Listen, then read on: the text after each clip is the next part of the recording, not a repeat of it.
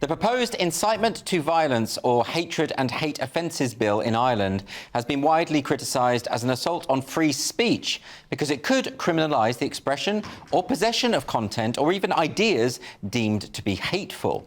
This Tuesday in Dublin, a free speech summit will raise awareness of this bill. I will be speaking at the summit, and so will the barrister Lorcan Price, who joins me now. Welcome to the show.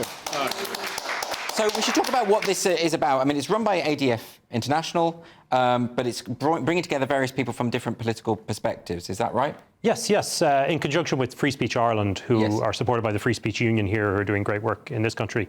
So it's part of this broader movement to really highlight how dangerous censorship in the West is and to push back against it. One of the things about any of these rights that we have, and free speech, as you know, of course, is a human right, is that if you don't defend it, if you don't stand up for it, by degrees, over the years, bit by bit, it's taken away. Yes. And that's what's happening in Ireland, and that's what's happened here and across Europe, unfortunately. A lot of people won't know this about what's going on in Ireland. So I know we've spoken about it on the show before, but perhaps if you could give us some kind of background to this new bill. Sure. Well, the Irish government has an obligation, sadly, under European law to ban certain forms of hatred, xenophobia, for example. But they've decided to bring in legislation that goes a lot further than that. And it includes gender identity, which is different from male and female and undefined. It includes possession of hateful material, as you pointed out. And it also creates a situation where there's no definition of hate. So you're asking yourself the question whether or not the possession of memes or jokes on your phone or materials in your house crosses the threshold into hate. I mean, that's very disturbing because I noticed from the draft bill that they actually define hatred as hatred. That's right. In other words, it is a completely circular definition that will be open to, well, completely subjective interpretations. Absolutely. And so the question any person has, and this is the chilling effect of these laws, do I want to comment in a WhatsApp group or on Facebook on a controversial topic and spend the next number of years defending myself in court, finding myself having to pay legal fees and so on? Maybe it's just better if I don't say anything. Yes. And that's what the government is hoping. And that is particularly the case when it comes to jokes. And we talk about comedians getting in trouble for this, but humour is something that everybody shares. Everyone should be able to make a joke, and maybe it is misinterpreted, maybe it does come across as hateful, but free speech means that you can even say hateful things, right? I mean, hate is a human emotion. Yeah, it's impossible to know when you say something whether or not it will provoke an emotion of hate in somebody. And there have been a lot of attempts to try and draw legal kind of parameters around this, but they're all, as you correctly saying, they're circular, they're recursive, and it finds this problem we have in international law where hatred is something that provokes hate. Yes. And then what is hate? Something that causes hatred. And find yourself really, particularly with the criminal law, in a very grey area. And it's a long-standing notion in the law of the common law world that when it comes to a criminal offence, there should never be any question about what the precise definitions mean. Yes. Otherwise, you don't know how to conduct yourself. You don't know how to. So that's a real problem conduct. because countries across Europe have failed to agree on what a definition of hate could be. It leads to a slippery slope situation where you end up with Canada, for instance. In Canada, they're now criminalising people who might potentially say something hateful in the future. So this idea of pre-crime comes into it. So if you don't stop it, it does trickle down that slope, doesn't it? Absolutely. I think Canadian legislation is chilling, and it goes further, if that's even imaginable, than the Irish law. The reason the Irish law, I think, is problematic not just for citizens of Ireland, but more widely, is because so many of the tech companies are headquartered in Ireland. Yes. And there is an obligation under the legislation to comply with the law for corporate bodies.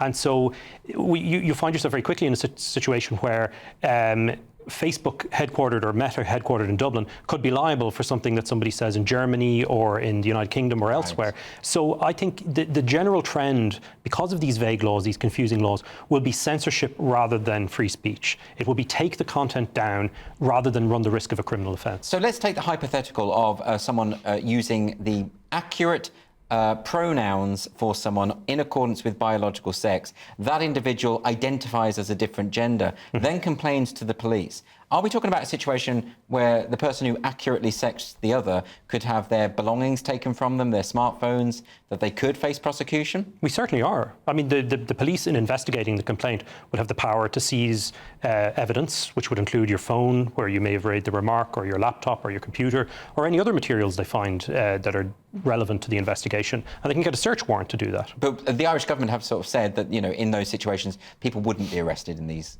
cases. Well, we simply don't know. I mean, the government passes legislation, but after that, it's a matter for the police and the courts to decide whether or not an offence has been committed.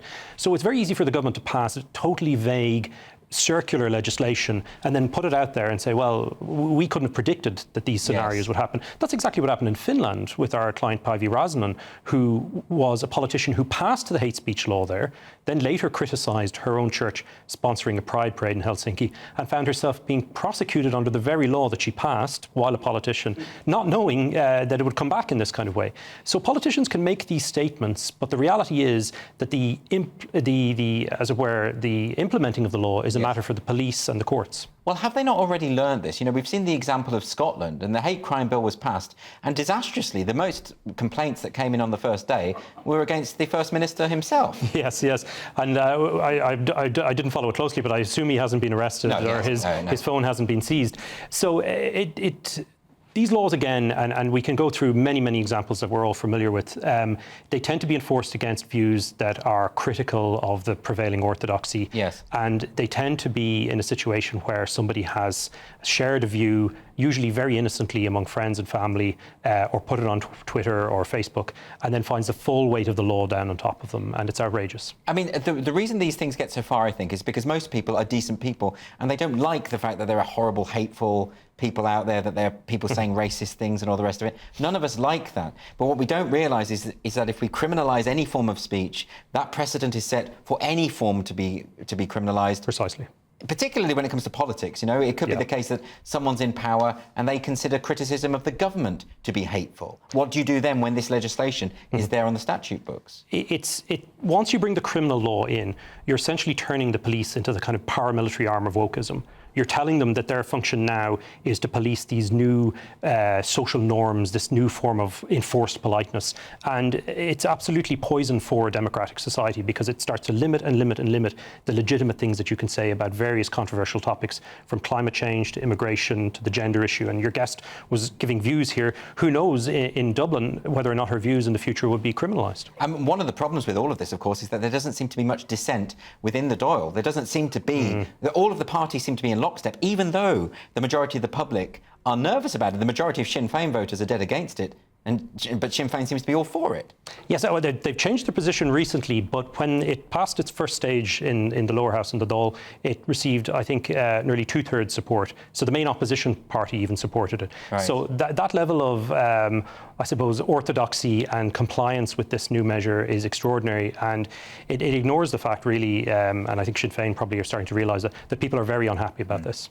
Very interesting. Well, I'll be there at the summit. Can people still get tickets? Is it? They can, certainly, yes. So if they check out Free Speech Ireland or ADF International on X or Twitter, they'll find links to the tickets.